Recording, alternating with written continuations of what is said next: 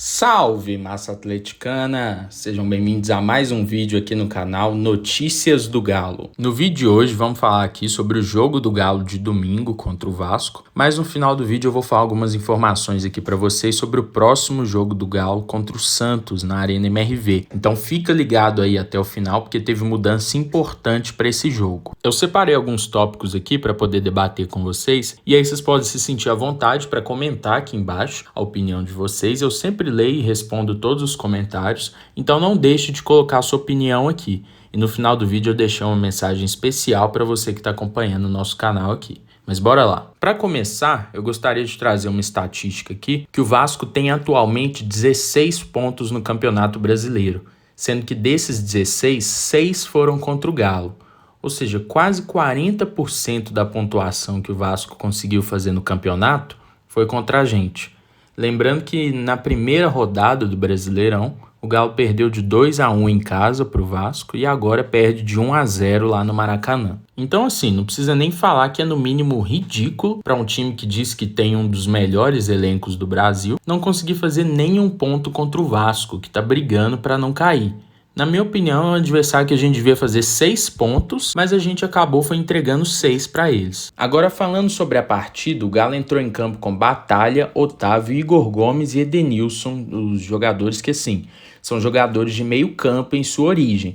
E todos eles são jogadores mais defensivos do que ofensivos. Mas, mesmo assim, o Galo não conseguiu ter o controle e a superioridade da partida em momento algum. Ainda que o Galo tenha tido uma posse de bola superior à do Vasco, a gente viu que isso só aconteceu porque o Vasco já tinha feito o gol dele cedo e, sabendo das suas limitações, procurou não se expor e resolveu, de certa forma, entregar a bola para o Atlético. E, obviamente, está coberto de razão. Agora, o Galo, mesmo com a posse de bola, mal conseguiu levar perigo para o time carioca. Pelo contrário, o Galo sofreu um 1-0 cedo e, pouco tempo depois, ainda tomou uma bola na trave. E mais para frente também teve outra que foi no travessão. Então, assim, o Galo estava mais perto de tomar um 3-0 do que de fazer um gol e empatar ou virar. Falando sobre algumas peças em específico, começando lá de trás, é fato que o Everson não vive uma boa fase. Tomou alguns gols questionáveis em jogos passados, mas nesse gol que o Galo tomou para o Vasco, eu não coloco a culpa nele não. Apesar dele ter rebatido a bola para o meio, aquela bola foi praticamente a queima-roupa. Então, assim, eles palmam mais num reflexo do que num movimento planejado. E para mim, o verdadeiro culpado naquele gol, na verdade tem dois, né?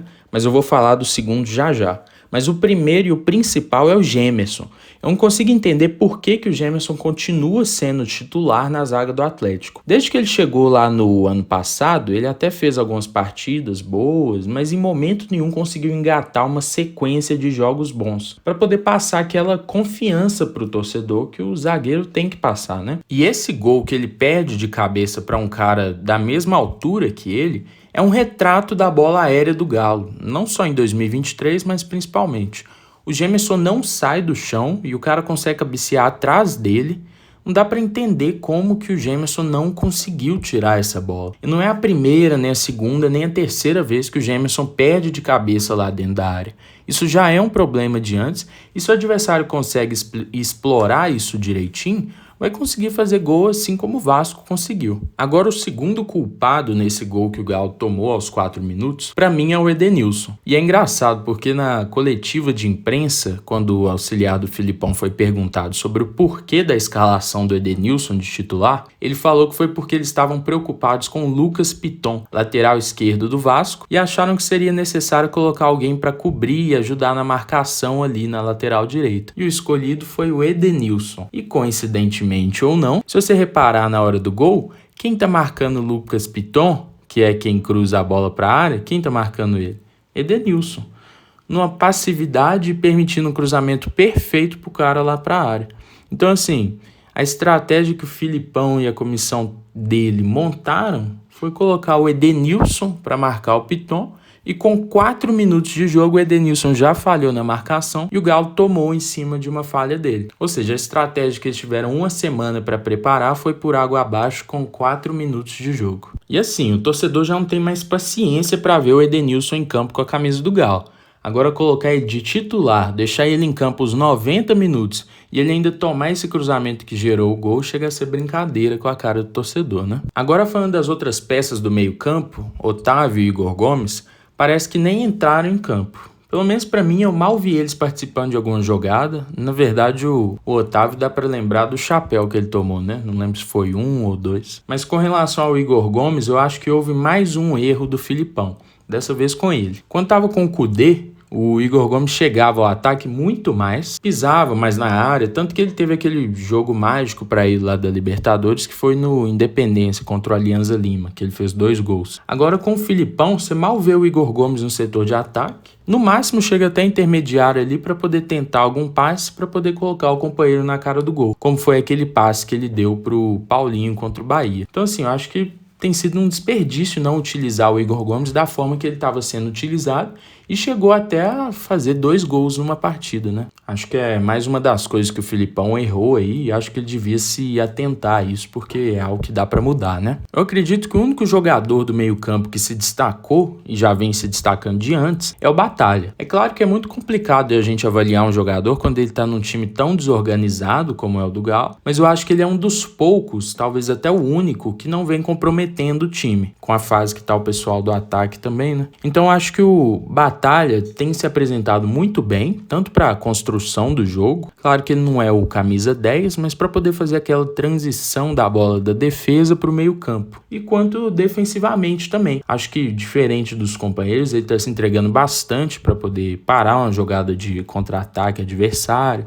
e sabe o momento certo de fazer a falta também, que é muito importante. Então acho que nesse cenário complicado que a gente está vivendo com o time, o Batalha é um dos poucos que se salva. E agora falando das peças lá da frente. Quando o Galo anunciou a escalação e tava só o Paulinho e o Hulk de jogador de ataque, eu achei que a gente teria um ataque mais efetivo. Tanto que eu até falei no último pós-jogo sobre como o Hulk e o Paulinho estavam afastados um do outro no campo de ataque. Diferente de como eles atuavam com o Kudê e fizeram bastante gols assim. E aí saiu a escalação e eu pensei, pelo menos eles vão estar mais próximos um do outro, quem sabe o Galo faz algo de diferente assim. Porém, a gente acabou surpreendido com o Edenilson atuando lá na ponta direita do ataque praticamente. E aí o Hulk e o Paulinho continuaram com um latifúndio entre eles. E aí só quando eles se aproximavam, o Galo conseguiu dar indícios de criar uma jogada de perigo. Teve até uma que eles saíram tabelando assim, só que aí o Paulinho tentou finalizar ao invés de devolver para o Hulk.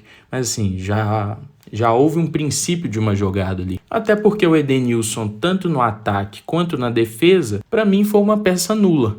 E eu acho que mais atrapalhou do que ajudou nos 2 setores. E falando exclusivamente do jogo do Hulk e do Paulinho, acho que não tem muito de novo o que falar. O Paulinho desperdiçando as poucas chances que o Galo teve. E até o Hulk, que teve a chance mais clara do Galo, de frente pro gol, chutou em cima do goleiro e não conseguiu fazer nada de diferente. Aí falando das mudanças, chega a ser até cômico, né? No jogo contra o Vasco entraram Patrick, Vargas, Pedrinho e Kardec, que entrou faltando 10 minutos para acabar. E aí o que eu vou falar aqui serve para qualquer um dos que entrou. Acho que menos o Kardec, até porque jogou pouco tempo, e para mim podia ter entrado mais cedo ou até de titular. Quando o Galo fez essas substituições, parece que não mudou nada. Nenhum dos caras que entraram fizeram alguma coisa de diferente dos que já estavam em campo. Patrick, que o Galo investiu dinheiro, não consegue entregar nada. Pedrinho, que em 1 ano de clube tem 1 assistência e nenhum gol. E ainda assim teve seu contrato renovado com o clube. Vargas, que apesar de ter sido campeão em 2021 e ter até ajudado o clube a se classificar para a Libertadores no final do ano passado, já não está jogando mais nada há muito tempo. E parece que não tem nem vontade de estar aqui mais. Na verdade, não sei, né? Até porque com o salário que ele tem aqui, não sei se ele vai conseguir receber isso em algum outro lugar. E falando do Kardec, como eu disse, eu acho que ele tinha que ter entrado de titular. Acho que seria muito mais inteligente colocar ele no lugar do Edenilson. E já que vai jogar com o Hulk e com o Paulinho abertos, coloca o Kardec lá na área para tentar matar ou tentar cabecear uma bola. Ainda mais com o rumo que a partida tomou no segundo tempo, com a chuva e aquele gramado horroroso. Talvez conseguisse cruzar uma bola certa lá para a área, o Kardec poderia marcar. Mas a respeito dos jogadores, basicamente é isso. E como eu já venho falando em alguns vídeos, é preocupante a forma que o Atlético do Filipão joga. O cara tá aí há 2 meses e não conseguiu colocar um time minimamente razoável em campo. Foi eliminado da Libertadores e com isso ele tem tido 1 semana para treinar o time e mesmo assim o time continua ridículo. parece que não evolui nada, parece até que piora de um jogo para o outro. Assim, eu considero o elenco do Galo muito curto. Acho que falta peças de qualidade para alguns setores específicos, tanto para titular quanto para reserva. Mas assim, o time ainda tem peças como Arana, Zarate, Batalha, Hulk e Paulinho, que apesar dos gols perdidos, participou de bastante gols no ano, principalmente com o Kudê. Ou seja, o Filipão tem em mão algumas peças com as quais ele deveria estar entregando um futebol muito melhor. Não estou falando que o time tinha que estar voando em primeiro no campeonato, não. Até porque, como eu disse, o elenco é limitado e ainda sofre com questão de lesões e tal. Mas com esses jogadores que ele tem, vou te falar que é difícil jogar um futebol pior do que o time dele tá jogando. Tanto que se a gente for puxar os números do time só com o Filipão, é campanha de rebaixamento. E a gente só não tá lá pelos pontos que a equipe conquistou com o comando do Kudê. Então assim, situação extremamente preocupante. A gente corre sério risco de não jogar Libertadores no primeiro ano de temporada cheia do nosso novo estádio e temos que torcer para a situação mudar de uma hora para outra, porque o campeonato já está no segundo turno e a gente não vê evolução nenhuma com o Filipão. Mas então é isso a respeito do jogo contra o Vasco. Próximo compromisso do Galo é contra o Santos na estreia da nossa arena e a informação que eu falei para vocês lá no início é que o jogo mudou de horário. Estava previsto para ser às 6h30 da noite, porém mudou para 4 da tarde, de domingo.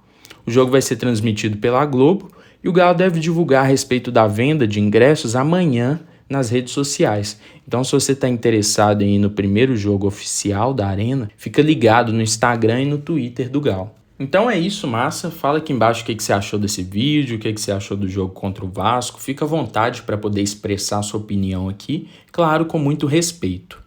Quando estiver chegando no final do vídeo, então não sai ainda, eu vou deixar aí na tela um card de um outro vídeo nosso que ficou muito bacana também. Então se você tiver interesse, quiser dar uma força para o nosso canal, clica aí e já vai assistir ele lá também. Não se esqueça de deixar o seu like e de se inscrever no nosso canal para poder fazer parte do nosso crescimento aqui no YouTube. Gostaria até de agradecer porque nós chegamos na marca de 125 inscritos aqui no canal. Muito obrigado a você que tem acompanhado a gente aqui, se inscrevendo, comentando, dando like. E aproveitar para mandar um abraço aqui e agradecer ao Tito Olívio Malaquias Ribeiro, que tem interagido bastante aqui com a gente e é muito significativo para mim isso tudo. Gratidão aí, Tito, e muito obrigado também a todos vocês pela audiência e pelo apoio aqui ao nosso canal. Espero que a gente venha passar por momentos bem melhores com o Galo. Um abraço e até mais!